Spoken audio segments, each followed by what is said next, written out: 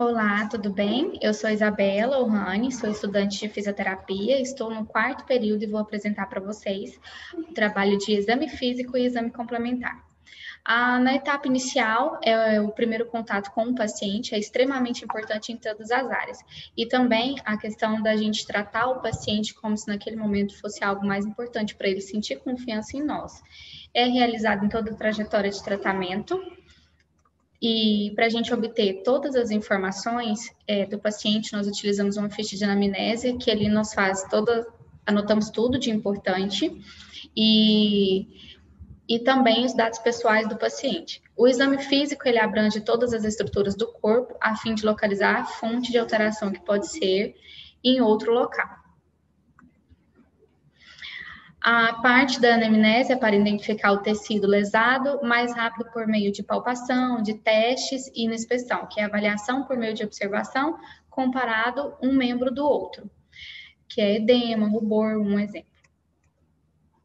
No exame físico, nós fazemos também a questão do exame físico respiratório, cardíaco e a ausculta, que é extremamente importante no diagnóstico prévio. Fazemos o teste de elevação, que é o teste LASEG, para identificar se tem alguma alteração.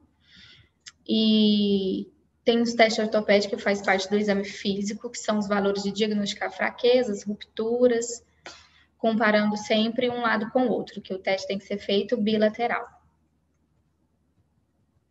Os exames complementares é um conjunto de ações indispensáveis, que é uma parte da anamnese. O exame físico é minucioso com inspeção, percussão, palpação e escuta. Se baseia em exames de imagem, como radiografias, ressonâncias, tomografias, e às vezes chega até a ser feito também uma biópsia do local. O exame complementar será realizado no local da queixa para identificar alguma normalidade ou alteração.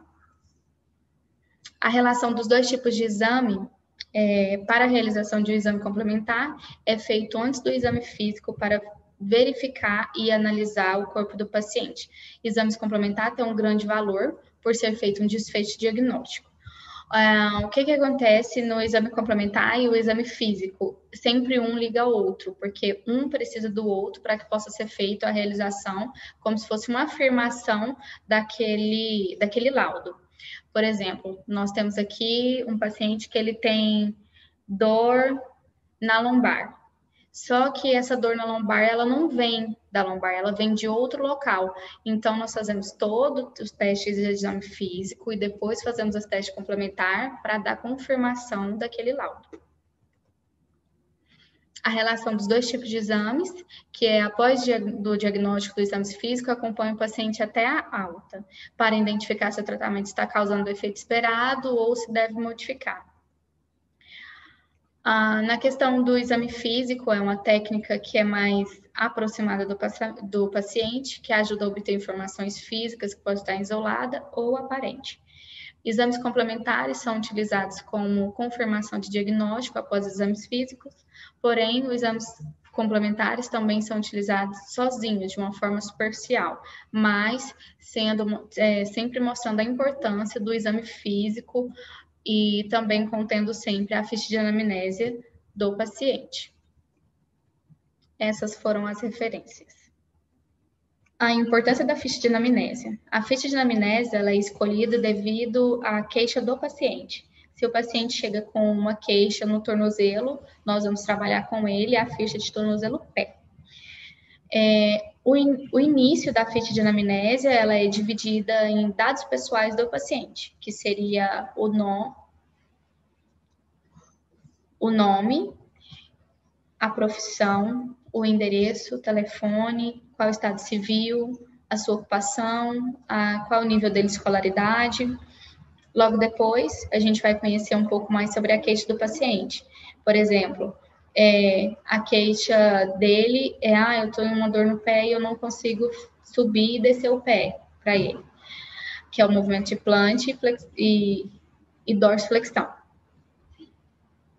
E com isso, a gente vai perguntando se tem alguma queixa referente ao histórico familiar dele, se tem algum caso na família, de onde aconteceu que ele se machucou, há quanto tempo ele sente essa dor, esse incômodo, qual que é o maior grau de dificuldade para ele, o que ele gostaria de recuperar.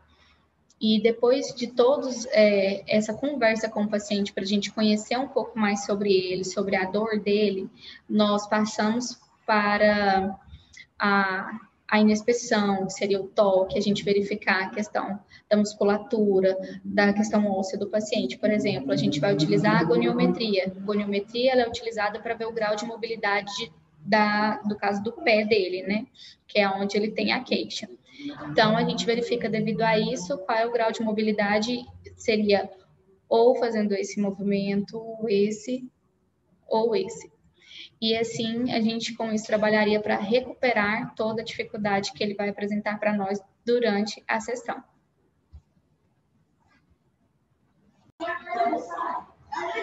A grande importância da ficha de anamnésia, é a palpação, os testes e o que nós visualizamos na pele do paciente.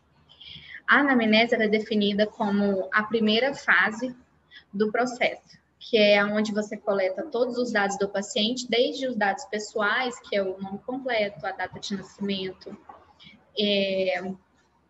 a sua profissão, o grau de escolaridade dele, a ocupação, quais são os tipos de atividade física que ele faz, se ele não faz. Então, tudo isso a gente colhe na ficha de anamnese. E com isso, a gente identifica os problemas e determinamos certo diagnóstico, no qual ainda assim é necessário, a maioria das vezes, ser feito o exame complementar, que é através de tomografia, radiografia e até mesmo, dependendo do paciente, é feita uma biópsia. Alguns autores apresentam 4 exames que são os dados subjetivos, objetivos, históricos e atuais, que a gente busca até mesmo o histórico familiar do paciente para ver se não é algo que ele acarretou, uma herança da família, digamos assim.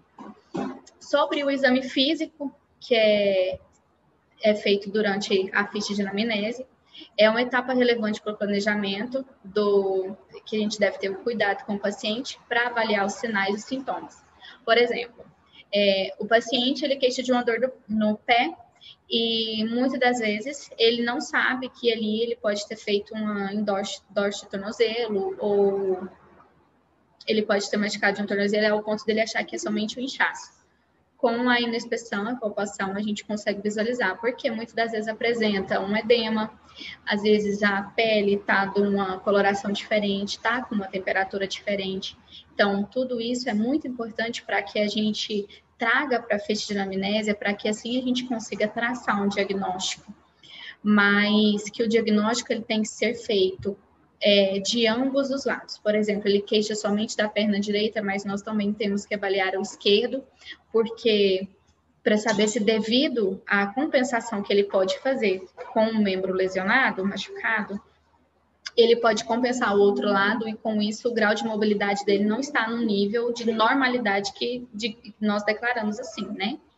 E de extrema importância que a ficha de anamnese ela deve ser tratada como um documento tão importante quanto o próprio documento do paciente, porque é através dali que nós vamos fazer o roteiro de tratamento do paciente. Então, nós não devemos, em nenhum momento, pecar no momento da anamnésia e no momento do exame físico, que é toda a palpação e a inspeção e do diálogo com o paciente. Lembrando que é importante sempre passar confiança e mostrar que nós temos o conhecimento do que nós estamos falando para ele, do que nós estamos tentando buscar, que é a melhora dele. Muito obrigada. Acabou, 7 minutos. Deu, pronto. Falei 7, olha lá, 7.